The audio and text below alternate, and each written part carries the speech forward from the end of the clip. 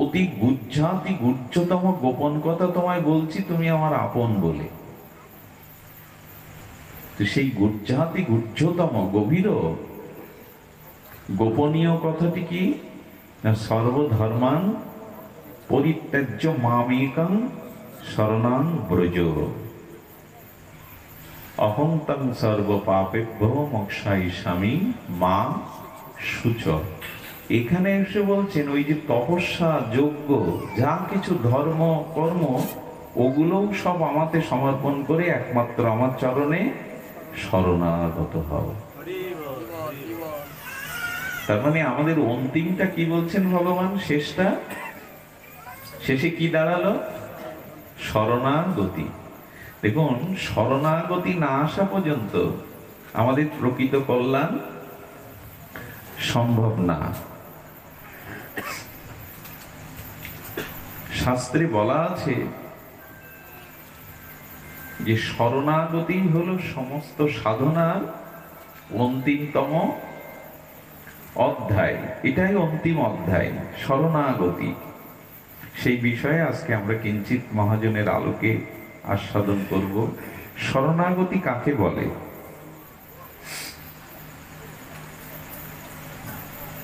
তমেব শরণাপত্তি বিবৃতা। ভক্তি সন্দর্ভেও বলা হয়েছে, জীব গোস্বামী বলছেন যে প্রত্যেক সাধকের খুব অনুভূতির দ্বারা অনুভব করা একমাত্র প্রয়োজন যে দীক্ষা, শিক্ষা, অর্চন, তীর্থযাত্রা, দান, ধ্যান, যজ্ঞ, যত কিছু ভগবত প্রীতার্থে যে অঙ্গগুলি আছে, সেই মাল্য ধারণ, তিলক ধারণ, দীক্ষা, যা কিছু আমরা ভজন অঙ্গগুলো প্রতিপালন করি, যতদিন শ্রী ভগবানের চরণে, যতদিন ইষ্টচরণে আমি শরণাগতিতে না আসছি, ততদিন অন্যান্য ভজন মার্গগুলো করলে পুরোপুরি ভগবানের প্রেম ভক্তি আসবে না, অনেক বিলম্বিত হয়ে যাবে। শরণাগতি না এসে যত ভজন ক্রিয়াই করি অনেক বিলম্বিত হয়ে যাবে, তার পরিপূর্ণতা আসবে না। শরণাগতি নাই অথচ ভজন অঙ্গ আছে, জপ, ধ্যান, তিলক, মালা, অন্যান্য আছে। কি বলছেন? হ্যাঁ, ওর দ্বারা আত্মকল্যাণ হবে, প্রেম ভক্তির পথে এগিয়ে যেতে পারবে, কিন্তু যতদিন আমার চরণে শরণাগতি না আসবে ততদিন পূর্ণ প্রেম ভক্তি তুমি পাবে না, বিলম্বিত হয়ে যাবে।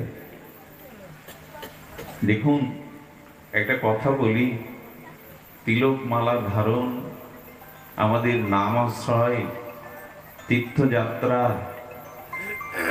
যাগ যজ্ঞ, এগুলি আমাদের অবশ্য করণীয় কর্তব্য, এগুলি ভজন। কিন্তু কি জানেন, শরণাগতি সম্পূর্ণরূপে না আসা পর্যন্ত এইগুলি করলে অনুভূতি, প্রেম ভক্তি আসবে না। এই জন্য আজ দেখা যায় নাম বেড়েছে, প্রচার বেড়েছে, আচরণও কম বেশি বেড়েছে, আমাদের পোশাকে আশাকে, তিলক মালায়, আচার আচরণে, যাগ যজ্ঞে, নাম গ্রহণে, মালা তিলকে বেড়েছে, কিন্তু খুব সত্যি কথা হলো, খুব হৃদয়ে অনুভূতির কথা হলো, তজ্জাতীয় অন্তের শুদ্ধ ভক্তি, প্রেম ভক্তি, অন্তরকরণ শুদ্ধি হচ্ছে না। এর একটাই কারণ, সব হচ্ছে কিন্তু ভগবানের চরণে শরণাগতি হচ্ছে না। এই শরণাগতি না হওয়া পর্যন্ত কোন ভজনঙ্গই পরিপূর্ণতা পাবে না। এই জন্য শাস্ত্রে বারবার বলছে, শরণাগতি বিনা তদিয়াত সিদ্ধ। শরণাগতি বিনা সিদ্ধি, পরম কল্যাণ বা প্রেম ভক্তির পথে অপেক্ষা আছে। শরণাগতি ছাড়া অপেক্ষা আছে। এই জন্য আমাদের খুব লক্ষ্য করে দেখতে হবে, এটা নিজে নিজে অনুভব করুন। আমি তো দীক্ষা নিয়েছি, আমি তো ভগবানের দিব্য নাম স্মরণ করি, জপ করি, আমি তো মালা তিলক নেই, কিন্তু মনের যে শুদ্ধতা, বিশুদ্ধতা, প্রেম ভক্তির যে স্তর, ওখানে পৌঁছাতে পারছি না। তার কারণ শরণাগতি এখনো পুরোপুরি হয়নি। তাজ এই শরণাগতির বিষয়ে আমরা কিঞ্চিত বলবো। দেখেন, গ্রন্থকার বলেছেন আচার শুদ্ধি, আহার শুদ্ধি, এমনকি ব্রহ্মচর্য শুদ্ধি, বৈদিক আচার পরায়ণতা যদিও থাকে, ধ্যান দিন আবার বলি, বলছেন আহার শুদ্ধির কথা আমরা খুব বলি, প্রসাদ পাও, ভোগ লাগিয়ে পাও, পেতেই হবে গৌড়ীয় বৈষ্ণব অনিবেদিত ভক্ত বলতেই, অনিবেদিত তো পাওয়া উচিত নয়। তো বলছি যে আহার শুদ্ধি করো, আচার শুদ্ধি করো, ব্রহ্মচর্য শুদ্ধি করো, বৈদিক আচার পরায়ণতায় চলো, সবকিছু করলেন, কিন্তু শরণাগতি না হওয়া পর্যন্ত ভক্ত স্বীকৃতি আপনি পাবেন না। এগুলি করলেই আপনি ভক্তি পাবেন, ভক্ত হবেন এমন নয়। শরণাগতি না আসা পর্যন্ত আপনি ভক্ত উপাধি পাবেনই না। এসব থাকলেও উপাধি পাবেন না। এখানে বলেছেন ভক্ত স্বীকৃতি মিলতে পারে না। এবং ভগবানের বলছেন যে ভগবানের খাতায় আপনার নামও উঠিবে না। ভগবানের আচরণে খুব মোহিত হয় এমন নয়। দেখুন, পাত্র পাত্রী দেখাশোনা হয়েছে, বিয়ের সম্বন্ধও ঠিক হয়েছে, কিন্তু যতদিন ব্রাহ্মণ অগ্নি সাক্ষী করে বর বধূ না বলছে যে আমার হৃদয় তোমার হোক, তদিদং হৃদয়ং তব, তদিদং হৃদয়ং, তোমার হৃদয় আমার হোক, আমার হৃদয় তোমার হোক, এই যখন একে অপরের প্রতি সমর্পণ করলো, সেই দিন থেকে শুরু হলো সুখ দুঃখের সাথী। এর আগে যতই পরিচয় থাক, যতই কথা আদান প্রদান, ভাব আদান প্রদান হোক, কেউ কারো পুরোপুরি হতে পারবে না যতদিন আমার হৃদয় তোমার হোক, তোমার হৃদয় এই মন্ত্র না বলবে, ততদিন হবে কি? তো ভগবান বলছেন আগে আমার চরণে নিজের সর্বস্ব সমর্পণ করে শরণাগত হও, তবেই তো আমার খাতায় তোমার নাম উঠবে। আমরা আজকাল আচরণের দিকে কে কত প্রসাদ বুঝি, প্রসাদ পান তো? একটা মানুষকে এইভাবে জিজ্ঞাসা করতে নেই, আপনি প্রসাদ পান তো, ভোগ লাগান তো? এগুলি অবশ্য করণীয়। আচ্ছা, কোনটা বড়? ভগবানের চরণে যদি শরণাগতিতে আসেন, ওই শরণাগতির মহামহিমার দ্বারা আপনার অন্যান্য আত্মসংশোধনের আচরণগুলো এমনি এসে যাবে। আর যদি শরণাগতি না হয়ে এইসব আহার শুদ্ধি সবকিছু আচরণ করেন, বৈদিক করেন, তবুও ভগবান আপনাকে স্বীকার করবে না। খুব মার্মিক কথা। আজ আমরা বাইরের এইগুলোতে খুব জোর দেই। এই জন্য বলছেন বৈদিক আচার শিক্ষা দিতে প্রভু আসেননি। এই একটা কত চরম কথা, বিরোধ আসতে পারে। মহাপ্রভু বেদের আচরণ বা সাধারণ এই শিক্ষাগুলো দিতে আসেননি। তার একটা অপূর্ব দৃষ্টান্ত আছে। দৃষ্টান্তটা আমাদের জন্য একটু হৃদয়ে আমরা অঙ্কিত করে নেই, স্থাপন করে নেই। সেটা হলো, মহাপ্রভু বললেন শুধু আচরণের দ্বারা ভগবান বিবশ হন না। কোন সৎ অনুষ্ঠান, যাগযজ্ঞ, আচরণ, শরণাগতিতে ভগবান যতটা নিজেকে বিক্রি করে দেন, সমর্পণ করে দেন, অন্য কিছুতে তা দেন না। ভক্তি শব্দের কি বললেন? সন্তস্ত মুখী এবং নতু বৈদিক আচার মাত্র পরায়ণ। খুব মার্মিক কথা। বলছেন যে বৈদিক আচার পরায়ণ সাধুর সঙ্গ দ্বারা, তার সেবা দ্বারা ভক্তিতে প্রবৃত্তি হওয়ার অপেক্ষা আছে। সার্বভৌম পণ্ডিত কে? রাজ পণ্ডিত, পরম বিদ্বান। সার্বভৌমের উপরে তখন কোন পণ্ডিত ভূভারতে নাই। রাজ পণ্ডিত সার্বভৌম, বেদজ্ঞ। কিরকম বেদজ্ঞ জানেন? মহাপ্রভু যখন লীলাচলে গেলেন, তখন বলছেন শ্রীকৃষ্ণ চৈতন্য, তুমি অল্প বয়সে সন্ন্যাস ধর্ম নিয়েছ, কিন্তু বেদজ্ঞান না হলে, বেদ বিদ্যা পারঙ্গম না হলে সন্ন্যাস ফলবতী হয় না। সার্বভৌম মহাপ্রভুকে বলছেন যে তুমি সন্ন্যাস নিয়েছো, বৈরাগ্য নিয়েছো, কিন্তু বেদ পাঠ বেদজ্ঞ না হলে, বেদ তত্ত্ব না জানলে সন্ন্যাসের ফল পাওয়া যায় না। তুমি নাচো, গাও, হরিনাম করো, চোখে জল ফেলো, কিন্তু তোমার বেদ জ্ঞান দরকার। মহাপ্রভুকে বেদ শিক্ষা দেবেন বলে বলছে তোমার বয়স অল্প, বেদ বেদজ্ঞ না হলে, বেদের জ্ঞান না হলে পুরোপুরি সন্ন্যাস ধর্ম সফল হয় না। তো তুমি এসো, আমি তোমাকে বেদ শিক্ষা দেব। অবুঝ শিশু বালকের মতো মহাপ্রভু বলছেন আমি তো শিশু। কি ধন্য দেখুন মহাপ্রভু, আমি তো শিশু, আমি তো বালক, আপনি আমাকে যথার্থ বলেছেন, আমাকে আপনি বেদের শিক্ষা দিন।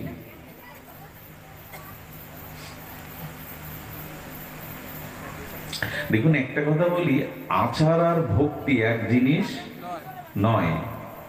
আচরণ এবং ভক্তি এক জিনিস। আচার করলেই আপনার ভক্তি হবে এমন নয়। শাস্ত্রে বলছেন যেহেতু ভগবতমুখী সাধুর কৃপা সঙ্গ দ্বারাই ভক্তি হয়, শুধু আচরণের দ্বারা কারো ভক্তি হয় এমন আপনি বলতে পারবেন না। বাবা একটু এগিয়ে শোনা। ভগবতমুখী, ভগবানে আত্মসমর্পণকারী শরণাগত কোন শুদ্ধ ভক্ত সঙ্গের দ্বারাই কেবল, এরকম আছে নাকি অনুষ্ঠান করলে আচরণ করলেই ভক্তি হবে? ভগবতমুখী বিশুদ্ধ সাধুর সঙ্গের দ্বারাই হবে। তো সার্বভৌমের কাছে মহাপ্রভু বেদ পাঠ শুনতে গেছেন। 7 দিন ধরে শিশু বালকের মতো মাথা নত করে হাত জোর করে শুনছেন বেদের কথা। উনি বলে যাচ্ছেন 7 দিন বাদে পণ্ডিত সার্বভৌম রাজপণ্ডিত বেদজ্ঞ তিনি মনে করছেন আমি যে বেদ পাঠ করছি 7 দিন ধরে, তো আমার এই বেদের ভাবার্থ সরলত্ব বুঝতে পারছে তো? শ্রীকৃষ্ণ চৈতন্য বুঝতে পারার দুটো লক্ষণ, এক হয়তো সে সাই দেবে হ্যাঁ, আর যদি বুঝতে না পারে তাহলে মুখে বলবে আমি বুঝতে পাচ্ছি না। দুটোরও তো কিছু না, নির্বাক হয়ে নীরব হয়ে বসে আছে। বুঝতে না পারলে মুখে বলবে প্রভু আমি এটা আচার্য, আমি এটা বুঝতে, আর বুঝতে পারলে মাঝে মাঝে মাথা নাড়বে, সাই দেবে। তো কোনোটাই নাই, নীরব পাথরের মতো শুনছে। নিমা বলছেন শ্রীকৃষ্ণ চৈতন্য আমি যে 7 দিন ধরে তোমার বেদের ব্যাখ্যা তত্ত্ব এটা অধিগত বা জানাচ্ছি, তুমি বুঝতে পেরেছ? মহাপ্রভু তখন একটু স্কন্ধটা বাঁকালেন, দৈন্যের মূর্তি নিয়ে বলছেন আপনি আপনি যথাযথ বেদ ও জ্ঞান আমাকে দিচ্ছেন, কিন্তু আমি ঠিক বুঝে উঠতে পারছি না। কোনখানে বুঝতে পারোনি? এতদিন তো বলনি। বলে আপনি জিজ্ঞাসা না হলে কি করে বলি? তো বললেন আকাশের চন্দ্রের চন্দ্রিমা যেমন মেঘ ঢেকে দেয় কালো মেঘ, তেমনি বেদের মুখ্য অর্থকে আপনি মায়াবাদ দ্বারা ঢেকে দিয়েছেন। অর্বাচীন বালক খেপে গেলেন, অর্বাচীন বালক তুমি আমার ভুল ধরছ? আমার বেদজ্ঞান সীমিত, আমি বেদ বুঝি না। আপনি বোঝেন, কিন্তু আপনি মুখ্য অর্থকে ঢেকে দিচ্ছেন মায়াবাদ দ্বারা। চমকিত হয়ে গেলেন। তাহলে তুমি ব্যাখ্যা করো। একটা শ্লোকের মহাপ্রভু প্রায় 65 প্রকারের ব্যাখ্যা করে গেলেন। স্তম্ভিত হয়ে গেলেন। কে তুমি? শ্রীকৃষ্ণ চৈতন্য কে তুমি? আজ পরাস্ত হয়ে পরাভূত হয়ে বাগদেবী সরস্বতীকে বলছেন তুমি তো আমার কণ্ঠে, এই বালকের কাছে আমি পরাজিত হব? কে? এরকম তত্ত্ব অধিগত স্বয়ং ভগবান ছাড়া কারো পক্ষে সম্ভবপর নয়। এরপরে সরবুজ দর্শন আর মহাপ্রভুর কৃপায় বুঝতে পেরেছিলেন এতদিন শুষ্ক বেদ জ্ঞান নিয়ে পড়েছিলাম, আমার ভিতরে সরস ভক্তি ভগবানের শরণাগতি ছিল না। নিমায়ের চরণে পড়ে সেই দিন থেকে উনি সংকীর্তন নাম প্রেম বৈষ্ণবীয় ভাব দ্বারাই হলেন। একদিন মহাপ্রভু প্রভাতে সকালে, আচ্ছা ব্রাহ্মণ বৈদিক আচার্য তারা কি করে, সকালবেলা শৌচক্রিয়া, স্নান, তিলকমালা, আহ্নিক ছাড়া মুখে কিছু দেয় না। সার্বভৌম কেবল ঘুম থেকে উঠেছে, আসমনও করেনি, শৌচক্রিয়া নাই, বন্দনা আহ্নিকও কিছু নাই। মহাপ্রভু জগন্নাথের প্রসাদ এনে বলছেন প্রসাদ এনেছি, সঙ্গে সঙ্গে আঁচল থেকে প্রসাদ যেই নিলেন মহাপ্রভু বললেন, ধন্য ধন্য সার্বভৌম, আজ বেদজ্ঞতা, আজ তুমি বেদ ধর্মাদি, তুমি তোমার আচরণ ত্যাগ করে কৃষ্ণ প্রসাদে তোমার ভক্তি হয়েছে, বিশ্বাস হয়েছে। প্রভু গাঢ় আলিঙ্গন দিলেন। সার্বভৌম পণ্ডিতের আচরণ দ্বারা জানাচ্ছেন যে বেদ ধর্ম লঙ্ঘন করে, বৈদিক আচার অতিক্রম করে তুমি আজ ভগবানের শরণাগতিতে, দুর্লভতা, হরিভক্তিতে প্রবেশ লাভ করলে সার্বভৌম। কারণ ভগবানের প্রসাদ আসলে আর আসমন করব, আহ্নিক করব, তারপরে বাবা, এগুলো বেদের আচার, এগুলো কিন্তু উপেক্ষা করা যাবে না, খবরদার। বেদ কিন্তু সনাতন ধর্মের স্তম্ভ। আমরা কিন্তু সকলেই বৈদিক, বেদই আমাদের মাতা, মাকে বাদ দিয়ে সন্তানের অস্তিত্ব থাকে। কিন্তু বলছেন একটা স্তরে যখন শরণাগতিতে আসবে, সম্পূর্ণ আত্মসমর্পণ থাকবে, তখন বেদের এই পরিভাষা, বেদের এই ভাব, ভগবান কই যে সর্বধর্ম, এই তখন আর এই বৈদিক ধর্ম, আচার ধর্ম, এই ধর্মগুলো ভগবানের চরণে সম্পূর্ণ আত্মসমর্পণ, শরণাগতি এলে ওই শরণাগতির দ্বারা সমস্ত ধর্ম তার আচরণায় আলাদা করে। তা নাহলে কেন ভগবান বলবে সর্বধর্ম ত্যাগ করো, আমার চরণে শরণাগতি হবে। ভগবান কখনো ধর্ম ত্যাগ করার প্রেরণা দেয়? দেয়। কেমন দেয়? অন্ন খেতে বসেছেন তো এক দুই গ্রাস মুখে তুলতে পারেননি, যিনি অতিথি সেবা করানোর জন্য আপনাদের নিমন্ত্রণ করেছেন তিনি বলছেন অন্ন বন্ধ করে দাও, তখন কেমন হয় বলুন? এক দুই গ্রাস অন্ন মুখে তুলেছেন, এসে বলছেন অন্ন বন্ধ। বেটা তুমি দিবি না, সেবা করার পরিপূর্ণ ক্ষুধা নিবৃত্তি নাই, তো ডেকে আনলি কেন? দুই একজন তো থাকে, শ্যামলদা এসছে নাকি, দুই একজন তো থাকে, দুই একজন তো থাকে। তো তার মধ্যে কি বলছেন? একজন বলছেন আপনি আমাদের আহার পরিপূর্ণ করবেন তো নিমন্ত্রণ করে আনলেন। বললে বসুন বসুন বাবা, আপনার বুঝতে একটু ভুল হয়েছে, আসলে আমি সাদা অন্ন বন্ধ করে এখন পুষ্পান্ন দেওয়ার কথা বলছি। তো ভগবান যেন বলছেন আমি ধর্ম ত্যাগ করে তোমাকে পরম ধর্ম আশ্রয়ের কথা বলছি। ধর্ম আর পরম ধর্ম, তুমি সর্বধর্ম ত্যাগ করে আমার চরণে শরণাগতি রূপ পরম ধর্মের আশ্রয় গ্রহণ করো। ধর্ম আর পরম, পরম মানে শ্রেষ্ঠ। এই জন্য কেউ যেন মনে না করে ভগবান ধর্ম ত্যাগ করার কথা বলছে কেন। কিছু কিছু মানুষ আছে শরণাগতি নেই, ভগবানের চরণে আত্মসমর্পণ নেই, কিন্তু আচার আচরণ নিয়ে কচলে বেড়ায়। কত মালা জপ করো, প্রসাদ পাও তো, কিভাবে ভোগ লাগাও, কি করো। আরে তোমার যদি শরণাগতি না হয় তো এই আচরণ দ্বারা বহু জন্মই লেগে যাবে ভক্তি হতে। আচরণের দ্বারাই আসবে ভক্তি। তবে শুধু ওখানে আটকে থাকলে তাহলে ভগবান কোনোদিনই বলতো না সর্বধর্মান পরিত্যাজ্য। পরম ধর্ম হলো ভগবানের চরণে শরণাগত হওয়া। এর থেকে পরম ধর্ম আর, এর থেকে পরম কথা আর শাস্ত্র। সব শেষ অধ্যায় হলো ভগবানের চরণে শরণাগতি। তো মহাপ্রভু কি বলছেন যে আজকে তুমি অতিক্রম করে ভগবানের শরণাগত পরম দুর্লভতা হরি ভক্তিতে প্রবেশ করলে। এ কথাটা কে বলছেন? শ্রীকৃষ্ণ চৈতন্য মহাপ্রভু সার্বভৌমকে বলছেন। যেহেতু তুমি জপ আহ্নিক স্নান করনি, কিন্তু জগন্নাথের প্রসাদ ভক্তিতে গ্রহণ করলে, তাই মনে হয় আজ থেকে তুমি ভক্তি জগতে। কিন্তু এক একটা সিদ্ধান্ত, এগুলি এক একটা। অন্য লোক দেখলে বলে সাধুর পাতের এটুগুলো, আমাদের নারায়ণোত্তম গোস্বামী বাবাও দেখেছি সাধারণ বৈষ্ণবের চলে যাওয়ার পর ওখানে একটা উচ্ছিষ্ট চিবান, আপনারাও নেন কেন? এগুলো সাধারণ লোককে বোঝানো যাবে না। গুরুদেব এসেছেন, শ্রী গুরুদেব তার পা ফাড়া, নখগুলো পচে গেছে, পায়ের তলায় ধুলা, হেঁটে এসেছে, ওই জল খেলে মরবো না, অসুখ হবে না, ভাইরাস আসে না। এগুলো কখন আসে জানেন? যখন বিচার থাকে, কিন্তু চরণে শরণাগতি এলে সবই তো তোমায় দিয়েছি, আমার বলি তো কিছু নাই। ততদিন না ভক্তি হবে না যতদিন শরণাগতিতে না আসবো। দেখুন, আচরণকেই আমি বারবার বলছি, আচার বাদ দিয়ে কিন্তু ধর্ম না, কিন্তু আচরণকেই সর্বশেষ এটা মনে করবেন না। খুব একটা পরম কথা দৃষ্টান্ত দিয়েছেন গ্রন্থকার। নবদ্বীপে, শ্রীধাম নবদ্বীপে প্রভুর সংকীর্তন আরম্ভ হয়েছিল শ্রীবাস অঙ্গনে। ওইখানে প্রভু যখন কীর্তন করছেন, নবদ্বীপের একটা কিশোর ছেলে ছিল। সেই কিশোর ছেলেটা ব্রহ্মচারী। কিশোর ছেলেটা ব্রহ্মচারী, কিন্তু সাধারণ ব্রহ্মচারী না। কি জানেন? শুধু দুধ খেয়ে, পয় অর্থাৎ দুধ খেয়ে জীবন ধারণ করেন, তপস্যা করেন ব্রহ্মচর্য। সাধারণ কি আমরা পারবো? শুধু গোদুগ্ধ পান করে ব্রহ্মচর্যের মতো কঠিন তপস্যা পরায়ণ।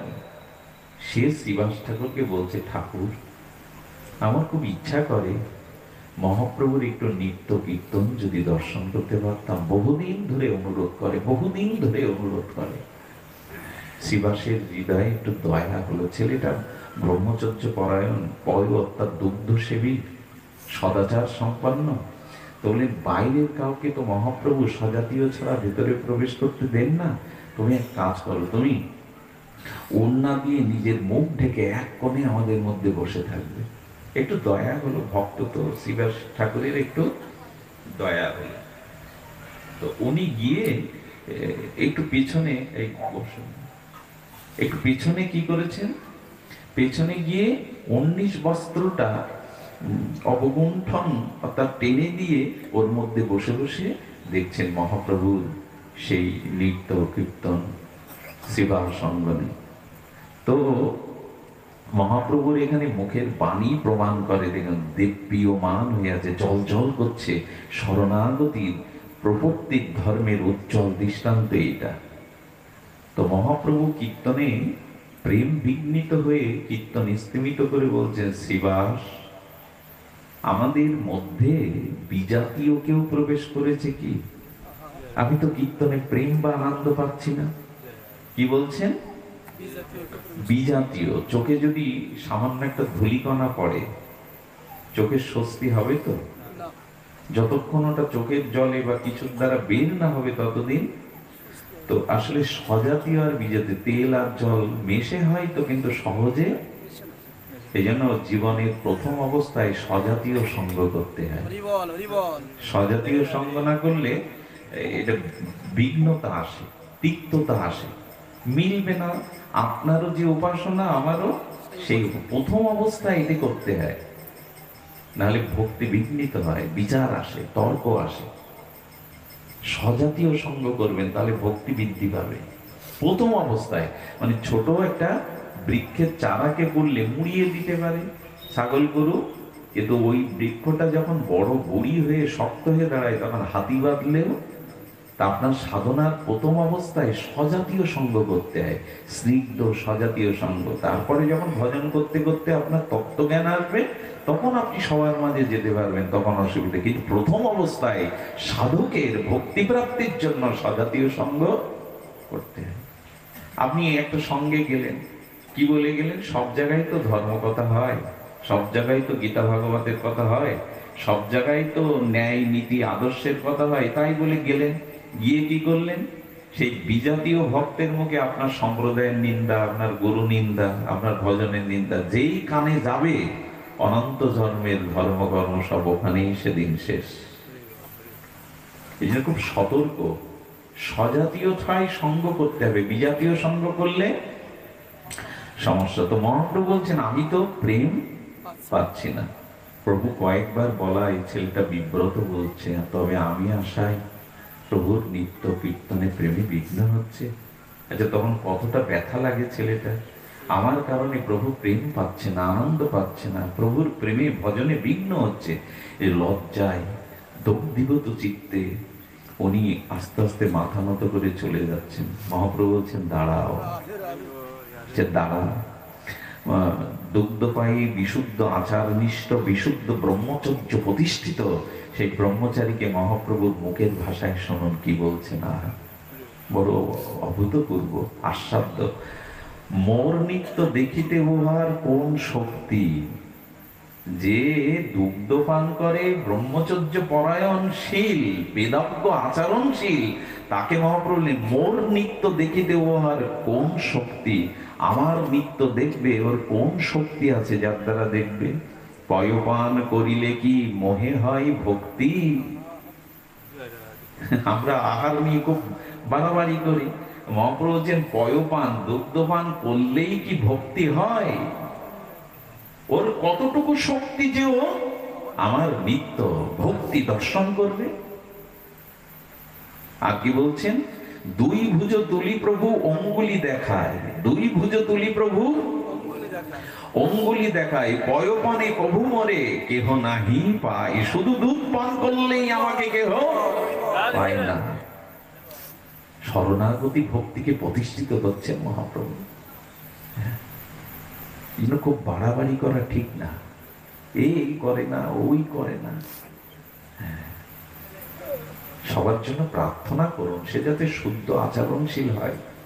কথায় কথায় মানুষকে ছোট মনে করা, আচরণ করে না। আমি কি জানি? ওর মহাপ্রভু বলছেন দু বাহু তুলেছেন, অঙ্গুলি তুলেছেন, পয়পানে কভু মরে কেহ নাহি পায়। দুধ পান করে যদি ভগবানে ভক্তি হতো, বাসুর গুলো আগে পেত, দুধ ছাড়া ওরা কিছু পায় না। ফল আহার করে কেউ যদি ভক্তি লাভ করতো, বাদুড় গুলো, পাখিগুলো আগে পেত, ওরা ফল ছাড়া। এই কথা শুনে আবার অন্য কেউ বলবেন না তাহলে তো আমরা যা খাচ্ছি তাই খাই, এরকম বলা হচ্ছে না। শুদ্ধ আহার প্রয়োজন, ভগবানকে দিয়ে পাওয়া প্রয়োজন, কিন্তু বলছেন এগুলি পেলেই অনেকের অভিমান আসে। আমি নিরামিষ পাই, আমি প্রসাদ পাই, এতে অভিমান, অন্যকে দেখলে সে নাক সিটকায়। হ্যাঁ, খবরদার, প্রভুর মুখের বাণী শুনুন। দুগ্ধ পানকারী, বেদজ্ঞ, আচরণনিষ্ঠ এই ব্রহ্মচর্য পরায়ণ কিশোরকে বলছেন দুই ভুজ তুলি প্রভু অঙ্গুলি দেখায়, পয়পানে কভু মরে কেহ নাহি পায়। এর পরের লাইনটা একটু মন দিন। প্রভু বলছেন চণ্ডাল লেহ মোহের শরণ যদি লয়, সেহ মোর মঞ্চিতার জানিও নিশ্চয়। চণ্ডাল মানে যে কখনো কোনো আচরণ সদাচার যার, কোন শুদ্ধ শাস্ত্রীয় আচার আচরণ নেই, তাকে বলে চণ্ডাল। বললেন চণ্ডাল লেহ মোহর যদি শরণ যদি লয়, চণ্ডাল যদি আমার চরণে শরণ লয়, সেহ মোর মঞ্চিতার জানিও নিশ্চয়। সে আমার হয়, এটা নিশ্চয় করে জানো, নিশ্চয় করে জানো সে আমার হয়। আহা, প্রভুর কি বাণী! কবে বুঝবো বলুন তো? কবে হৃদয়ে এই মহাপ্রভুর বাণী স্থাপিত হবে? কবে সরস করে বুঝবো এই কথা? চণ্ডাল যদি প্রভুর চরণে একান্ত শরণ নেয়, বহু নিশ্চয় করে বলছেন সে আমার সর্বস্ব পায়, প্রেম ভক্তি পায়। আচরণ আছে, সব আছে, অথচ আমার চরণে শরণ নাই। চণ্ডাল পেয়ে যায়, চণ্ডালও পায়, এই জন্য শরণাগতি প্রয়োজন। চণ্ডালও পায়।